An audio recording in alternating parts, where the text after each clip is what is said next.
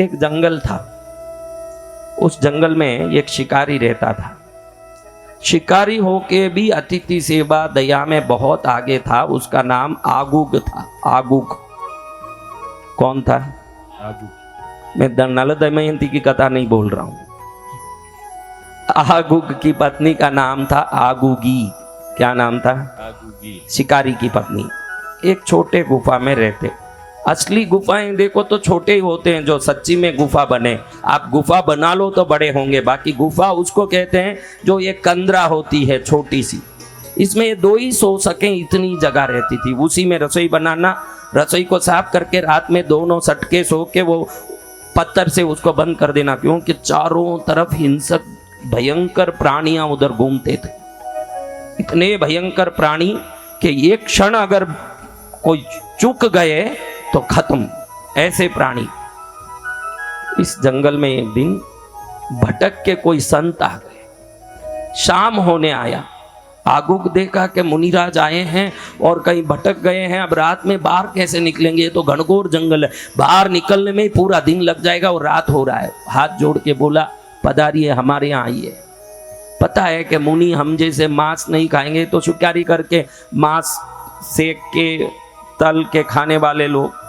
इसने कहा अब आप तो नहीं खाओगे, मेरे पास थोड़ा आटा और शहद है, आटा और शहद मिला के देता हूँ, खाइए। बैठ करके आटा शहद मिला के दिया हुआ सत्तू खा लिए महाराज। बोले रात हो गई महाराज, अगर आप बाहर सोओगे, हम दोनों अंदर सोएंगे, आपको हिंसक प्राणी खा जाएंगे। और 2 जन से ज्यादा सोने इस गुफा में जगह ही नहीं है।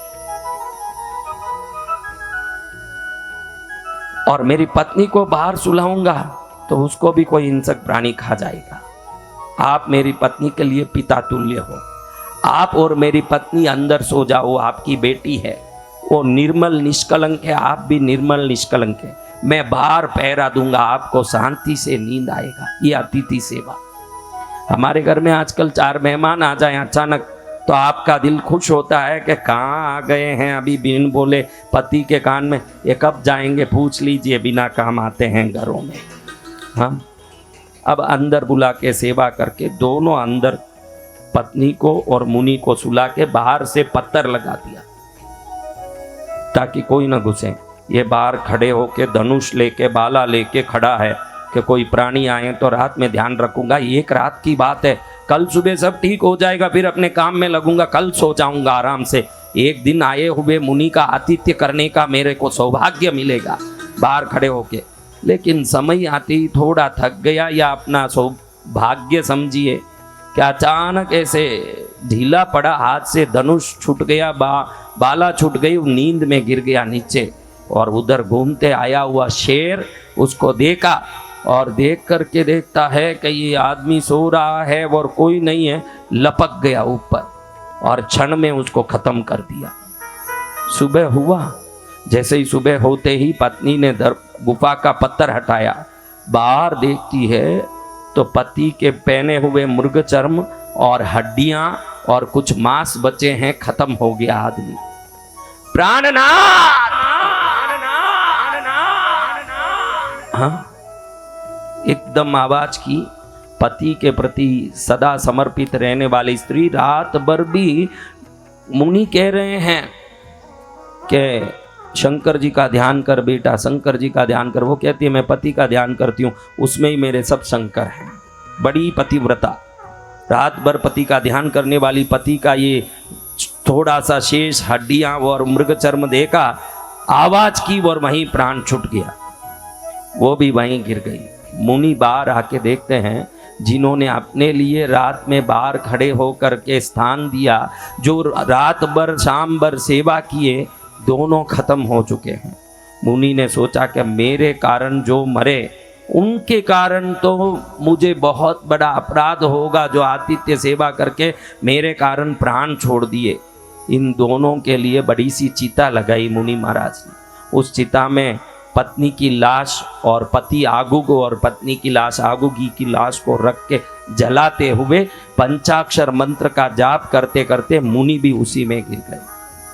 ये संत सेवा का परिणाम आगुग को ऐसा दिव्य रूप पुण्य से प्रकट हुआ, यही नल चक्रवर्ती के रूप में अगले जन्म में प्रकट हुआ। यही शिकारी नल चक्रवर्ती है। यही दमयंती वो बड़ी पतिव्रता उसकी पत्नी हुई, आगुगी शिकारिनी जो पति के कहना मान करके मुनि के साथ गुफा में बैठी रही और पति के लिए प्राण त्याग दी। ये मुनि ही हंस बन के अगले जन्म में इन दोनों को, जिनके कारण बिछुड़ना हो गया इनका, उन दोनों को अगले जन्म में वही मिलाते हैं हंस पक्षी बन के। ये कहानी कभी सुनोगे तो आपको लगेगा कि आप जितने यहाँ बैठे हो, पूर्व जन्म का कोई ऐसा पुण्य योग बगैर शिवलिंग को कोई हाथ भी नहीं लगा सकता। उसकी औकात नहीं कि वो हाथ लगा दे। वो कोई पुण्य बड़ा हो गया हो, उस समय उसको ये पुण्य मिल जाता है। तो ऐसी पूजा, हाँ, ऐसी आराधना, ऐसे मंत्रों से इसकी पूजा, ऐसी सिद्धि मिलती है। तो ध्यान रखना, सेवा, पूजा, आराधना इसी जन्म में ना मिले पर भव में मिलता है।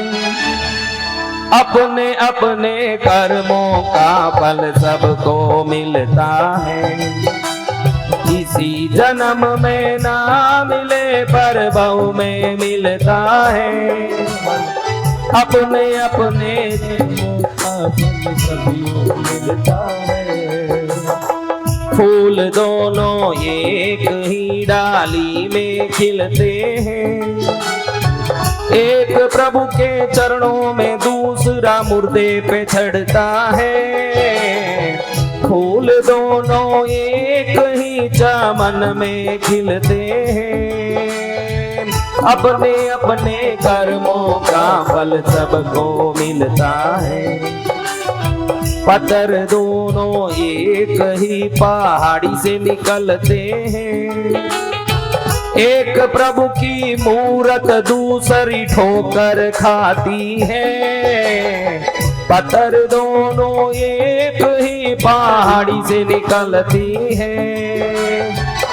अपने अपने कर्मों का फल सबको मिलता है।